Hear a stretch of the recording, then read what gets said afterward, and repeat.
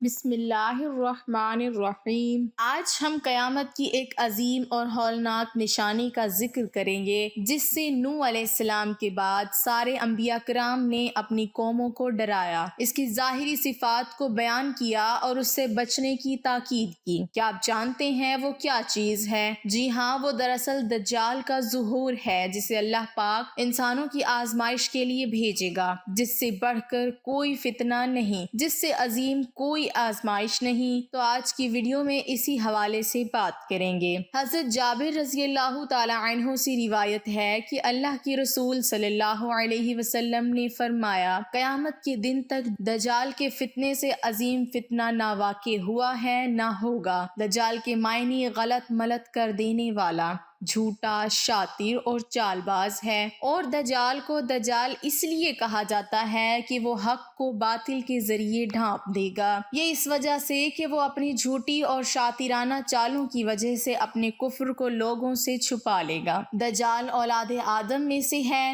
اس کا نکلنا برحق ہے اور اس دنیا میں موجود ہے، البتہ کس جگہ ہے اس کی بابت اللہ کے علاوہ کسی کو معلوم نہیں۔ دجال کے بے شمار صفات احادیث میں بیان کی گئی ہیں تاکہ لوگ اسے پہچان لیں اور اس کے شر سے محفوظ رہ سکیں۔ دجال کی صفات میں سے یہ ہے کہ وہ مرد ہوگا، جوان ہوگا، سرخ ہوگا، پستہ قد ہوگا، اس کی پیشانی کشادہ ہوگی، اس کا سینہ چوڑا ہوگا، اس کی داہنی آنکھ خراب اور پچکے ہوئے انگور کی مانند ہوگی اور اس کی آنکھ پر موٹا ناخن ہوگا، وہ بانجھ ہوگا، اس کی اولاد نہ ہوگی، اس کی آنکھوں کے درمیان کافر لکھا ہوگا جسے ہر مسلمان پڑھ لے گا، خواہ وہ لکھنا پڑھنا جانتا ہو یا نہ جانتا ہو، جبکہ کافر اور بدبخت لوگ اس کی صفات کو جاننے کے باوجود بھی اسے نہ پہچان سکیں گے اور اس کے فتنے میں پھنس جائیں گے۔ صحابہ کرام فتنہ دجال سے کس قدر خائف اور لرزہ رہتے تھے، اس کا صحیح اندازہ اوس بن سمان رضی اللہ تعالی عنہ کی اس حدیث سے ہوتا ہے جسے امام مسلم نے روایت کیا ہے۔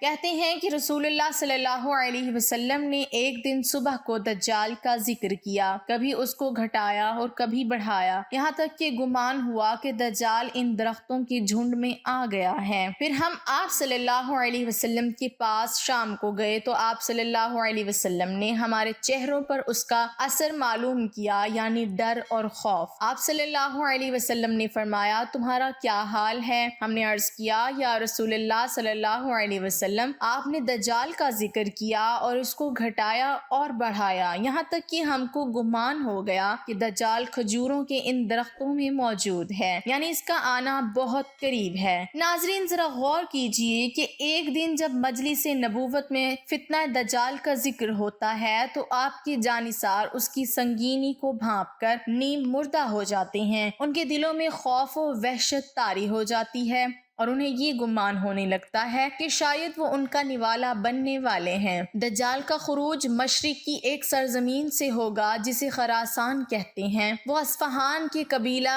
یہودیہ میں سے ہوگا۔ اصفہان مغرب میں ایک شہر ہے جسے آج شہرستان کے نام سے جانا جاتا ہے۔ سنن ترمذی میں حضرت ابوبکر صدیق رضی اللہ تعالی عنہ سے روایت ہے کہ رسول اللہ صلی اللہ علیہ وسلم نے ارشاد فرمایا، دجال مشرقی ایک سرزمین خراسان سے نکلے گا، اس کا ساتھ دینے والی ایسی قوم ہوگی جن کے چہرے چوڑے چوڑے ہوں گے، یعنی گول منہ، موٹے جیسے ترک لوگ ہوتے ہیں۔ دجال زمین پر 40 دن تک رہے گا، جس کا پہلا دن 1 سال کے برابر ہوگا، دوسرا دن 1 مہینے کے برابر اور تیسرا دن 1 ہفتے کے برابر، اور باقی ایام عام دنوں کے برابر ہوں گے، گویا کہ ہمارے دنوں کے حساب سے دجال 1 برس 2 مہینے 14 دن رہے گا۔ اس کی چال مینا کی سی ہوگی جس کو ہوا پیچھے سے اڑاتی ہے، وہ ہر ملک میں داخل ہوگا اور لوگوں کو اپنی فتنہ سامانی سے گمراہ کرے گا سوائے مکہ اور مدینہ کے، کیونکہ فرشتے اس کی نگہبانی پر مامور ہوں گے۔ جیسا کہ صحیح مسلم میں دجال کے بارے میں اللہ کے رسول صلی اللہ علیہ وسلم نے فرمایا، مسیح دجال نے کہا، پھر میرا خروج ہوگا تو میں زمین کی سیر کروں گا اور میں کوئی بستی نہیں چھوڑوں گا، 40 دن میں ہر جگہ پہنچ جاؤں گا، صرف مکہ اور مدینہ میں داخل نہ ہو سکوں گا کیونکہ وہ دونوں کے دونوں مجھ پر حرام ہیں۔ جب میں ان میں سے کسی میں بھی داخل ہونے کا ارادہ کروں گا، ایک فرشتہ ننگی تلوار سونتے میرے سامنے آئے گا جو مجھے اس میں داخل ہونے سے باز رکھے گا، اور اس کے ہر راستے پر فرشتے متعین ہوں گے جو اس کی نگہبانی کر رہے ہوں گے۔ اسی طرح یہ بھی ثابت ہے کہ دجال مسجد طور اور مسجد اقصی میں داخل نہیں ہو سکے گا۔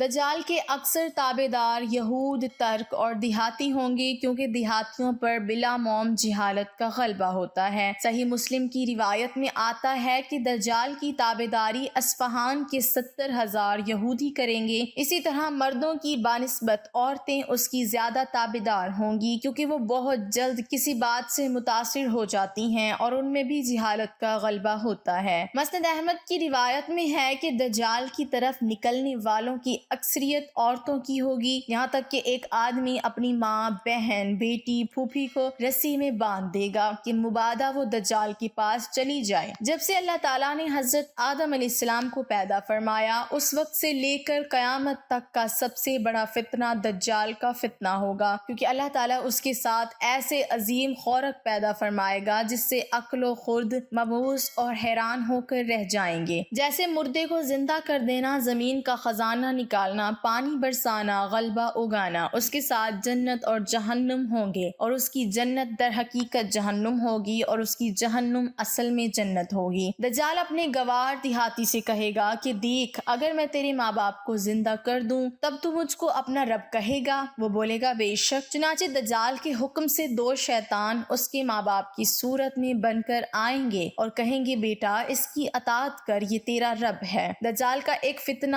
یہ بھی ہوگا کہ ایک آدمی پر غالب ہو کر اس کو مار ڈالے گا، بلکہ آری سے چیر کر اسے 2 ٹکڑے کر دے گا۔ متقدوں سے کہے گا تیرا رب کون ہے؟ وہ کہے گا میرا رب اللہ ہے، اور تو اللہ کا دشمن ہے، تو دجال ہے۔ اللہ کی قسم اب تو اچھی طرح معلوم ہو گیا کہ تو دجال ہی ہے۔ سنن ابن ماجہ کی ایک روایت میں ہے کہ دجال ایک قبیلے پر سے گزرے گا، لوگ اس کی تکذیب کریں گے تو اس کا کوئی چرنے والا جانور باقی نہ رہے گا، سب مر جائیں گے، اور ایک قبیلے پر سے گزرے گا، وہ لوگ اس کی تصدیق کریں گے تو وہ آسمان کو پانی برسانے کا حکم دے گا تو اس پر پانی برسے گا، زمین کو غلہ اور گھاس اگانے کا حکم دے گا تو وہ غلہ اور گھاس اگائے گی، یہاں تک کہ ان کے جانور اسی دن شام کو نہایت موٹے اور بڑے اور کوکھیں بھری ہوئی اور تھن دودھ سے پھولے ہوئے آئیں گے۔ اللہ اکبر! کتنا بڑا فتنہ ہوگا، کتنی بڑی آزمائش ہوگی، اس کے تصور سے ہی رونگٹے کھڑے ہوتے ہیں۔ غرض یہ کہ دجال مکہ اور مدینہ کے علاوہ 40 دن تک ساری دنیا میں چکر کاٹے گا۔ اس کے ذریعے اللہ تعالیٰ کافروں اور منافقوں کو گمراہ کر دے گا اور مومنوں کو ثابت قدم رکھے گا۔ دجال اسی حال میں ہوگا کہ اللہ تعالیٰ حضرت عیسیٰ علیہ السلام کو بھیجیں گے۔ حضرت عیسیٰ علیہ السلام دمشق کی طرف سے سفید مینار کے پاس اتریں گے، زرد رنگ کا جوڑا زیب تن کیے ہوں گے،